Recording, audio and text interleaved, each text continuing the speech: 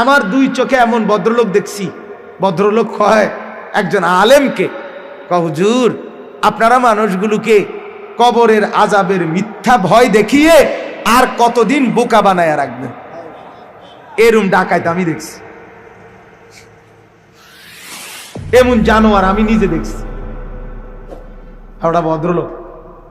ওয়ানা'লামু মা তুওয়াসওয়িসু বিহি নাফসু, বান্দা শোনো, তোমার অন্তরের ভিতরে, অন্তরের মনি কুঠুরিতে ভেতরে তুমি যে কল্পনা, কামনা, বাসনা, যে আকাঙ্ক্ষাগুলো তুমি লালন করো, আল্লাহ বলেন ওইগুলো পূর্ণ আমি জানি।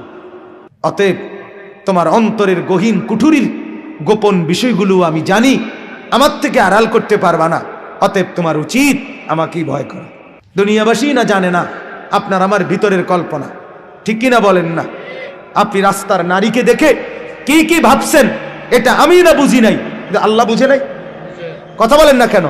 আপনি উলঙ্গ ছবি দেখে, নর্তকীর নাচ দেখে কি কি কল্পনা করছেন, অসভ্য কল্পনা, এটা দুনিয়াবাসী না বোঝে নাই, আল্লাহ বোঝে নাই।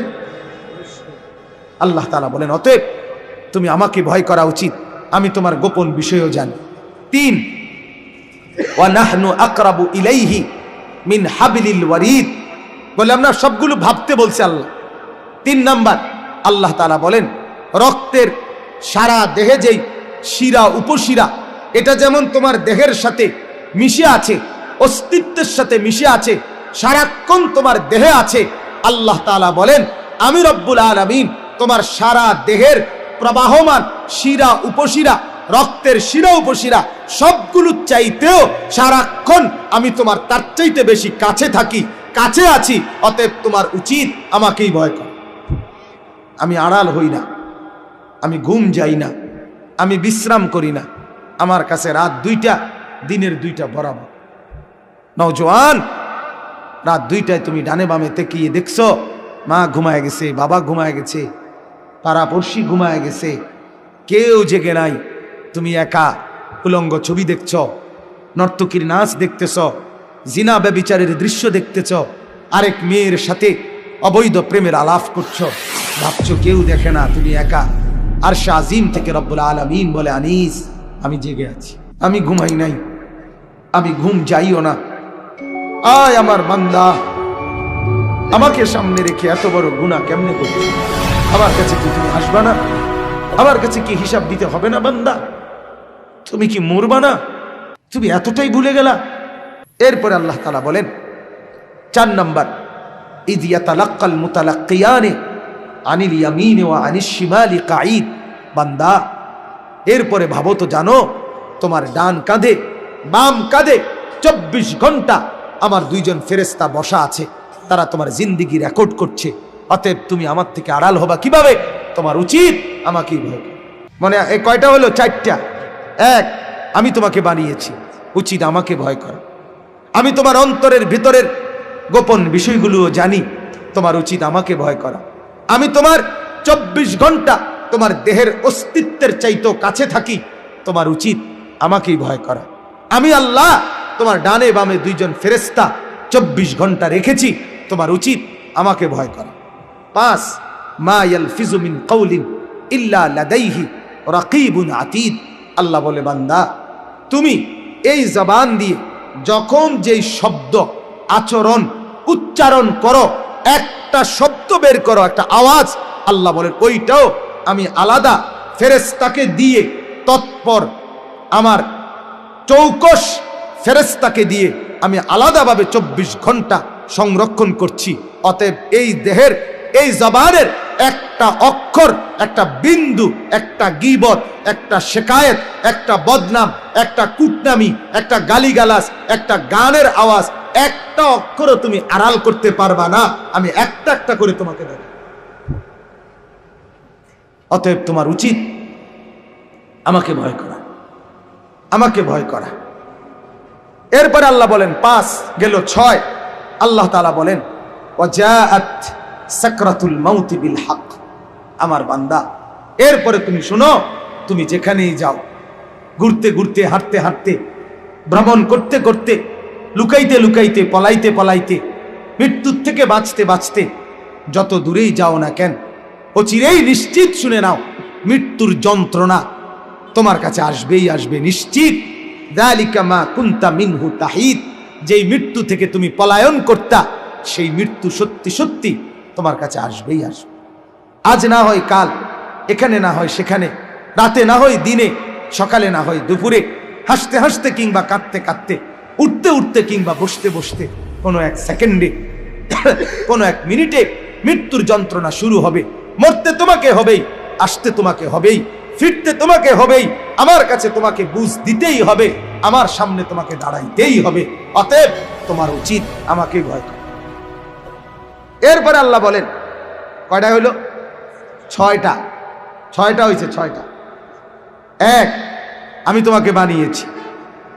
দুই, তোমার অন্তরের গোপন বিষয় আমি জানি।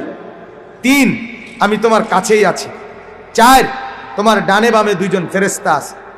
হ্যাঁ, পাঁচ, তোমার জবানের প্রত্যেকটা অক্ষর সেটা হবে ভীষণ ভয়ের দিন, ভীতির দিন, ভয়ঙ্কর দিন। সেই দিন তোমাকে আমার সামনে উপস্থিত হতে হবে, ওইটাকে তোমার ভয় করা উচিত। আমাকে তো আল্লাহর সামনে যেতে হবে, আমাকে তো আখেরাতে দাঁড়াইতেই হবে, আমাকে তো হাসরের মাঠে যেতেই হবে। অতএব বান্দা উচিত, আর কাউকে ফাঁকি দিলে দিতে পারো, আর কারো থেকে আড়াল হলে হতে পারো, আমার থেকে পারবা না। ঠিক কিনা বলেন? আপনি বলেন, বাপ এতগুলো কথা বলার পর মালিক আর কেমনে বললে আপনি আল্লাহকে মানতেন? আপনি বলেন ভাই, একজন হইলে একজন নতুন করে ভাবেন, আর কেমনে বললে, আর কতভাবে বললে আপনি আল্লাহকে চিনতেন, নামাজ পড়তেন, হালাল খাইতেন? কোন এই যে কয়জন যুবক ভাই, কয়েকজন এখানে দাঁড়াইছেন, কয়েকজন এখানে বসছেন, ভাই আমি আপনাদেরকে হৃদয়ের সবটুকু দরদ দিয়ে, আমার বাপ, আমার ভাই, আমার বন্ধু, পর্দার আড়ালের আমার মা, আমার বোন, সবাইকে বলছি, দয়া করে আল্লাহর ওয়াস্তে, আল্লাহর ওয়াস্তে আপনি আরেকবার ভাবেন, আবার ভাবেন। আল্লাহ আমাদেরকে বানিয়েছে, আমার অন্তরের গোপন বিষয় আল্লাহ জানে। আল্লাহ আমার কাছেই আছে, আমার ডান কাঁধে বাম কাঁধে দুইজন ফেরেশতা আছে, আমার মুখের উচ্চারণ রেকর্ড হচ্ছে, আমার মৃত্যু নিশ্চিত হবে, আমাকে নিশ্চিত হাসরের মাঠে দাঁড়াইতেই হবে। এতগুলো কথা শুনবার পর আমার কি উচিত আল্লাহর ইবাদত না করা? কথা বলেন না কেন?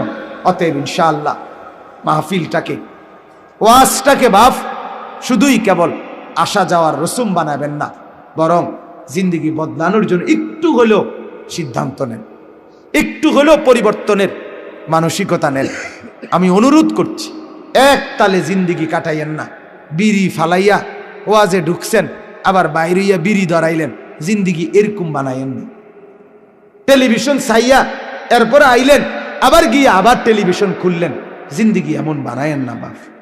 গতকালকেও এক ওয়াক্ত নামাজ পড়লেন না, আজও সেই পড়লেন না, এমন হইেন না বাপ। প্রতিদিন ফজরের নামাজ কখনোই পড়েন না, পড়তে মনেই চায় না, ইচ্ছাও জাগে না। আহা বাপ, একটা শক্ত কথা বলি, লাগাতার যখন কারো গুনাহ লাগাতার চলতে থাকে, ওইটা প্রমাণ করে আল্লাহ তাকে ভুলে গেছে, ওইটা প্রমাণ করে আল্লাহ তার নিজেকেই নিজে তাকেই তার থেকে ভুলায় দিছে। এটা তাফসীর। ওয়ালা তাকুনু কাল্লাযীনা নাসুল্লাহা ফাআনসাহুম আনফুসাহুম। আল্লাহ বলে, বান্দা আমাকে দীর্ঘ সময় ভুলে থেকো, দীর্ঘ সময় ভুলে থাকলে একদিন আমি আল্লাহ তোমার নিজেকেই তোমার থেকে ভুলায় দেব। সেদিন তোমার মনে থাকবে না তুমি মানুষ, তোমার মনে থাকবে না তুমি মুসলমান, তোমার আর কোনোদিন মনে হবে না তুমি মরবা। আখেরাত, কিয়ামত, হাসরের মাঠ, কবর, মিজান, ফুলসেরাত কিছুই আর মনে থাকবে না। কি মনে হবে? আল্লাহ কোরআনে বলছে, মা হিয়া ইল্লা হায়াতুনা দুনিয়া। মনে হবে এই যে জীবন কেবল দুনিয়াটাই, এখানেই মরছি, এখানেই বাঁচবো, এখানেই হাসবো, এখানেই কাঁদবো, এখানেই ফুর্তি করব, যা করব এখানেই। নাফরমান এটাই ভাবে। নগদ যা পাও হাত পেতে নাও, বাকির খাতায় শূন্য থাক।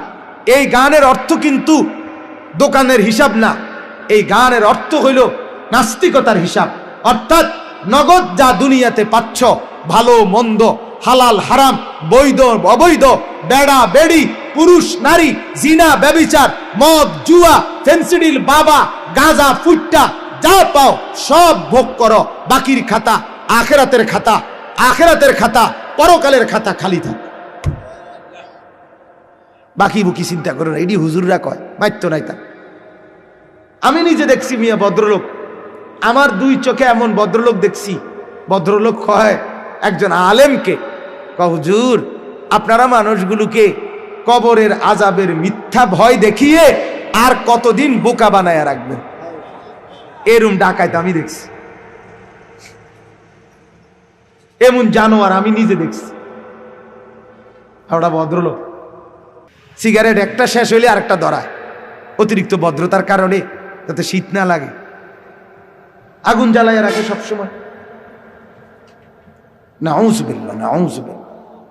আল্লাহ আমাদেরকে মাফ করে দেন, আল্লাহ তাআলা আমাদেরকে বুঝ দান করেন। আজকের এই মাহফিল, মাদ্রাসা আর এই মসজিদ আল্লাহ তাআলা ভরপুর কবুল করেন। যারা যত সহযোগিতা করেছিলেন আল্লাহ তাআলা আপনাদের প্রত্যেকের দানে সহযোগিতাতে বরকত দান করেন। আমার এই বলার দ্বারা, আমার এই আবেগ অনুভূতির দ্বারা একজন যুবক ভাইও যদি নতুন করে নামাজি হন, তাইলে আমার সার্থক, মাহফিল সার্থক, এই ইন্তেজাম সার্থক। এজন্য দয়া করে আমরা প্রত্যেকে নিয়ত করি, ইনশাআল্লাহ আমরা নামাজি হব। বলেন ইনশাআল্লাহ। আমরা আল্লাহকে রাজি করব, আল্লাহকে নারাজ করব না। আল্লাহ তাআলা কোরআনে বলছে, বান্দা আমি যদি পথ হারায় দেই, আমি যদি গুমরা করে দেই, কেউ তোমাকে হেদায়েত দিতে পারবে না।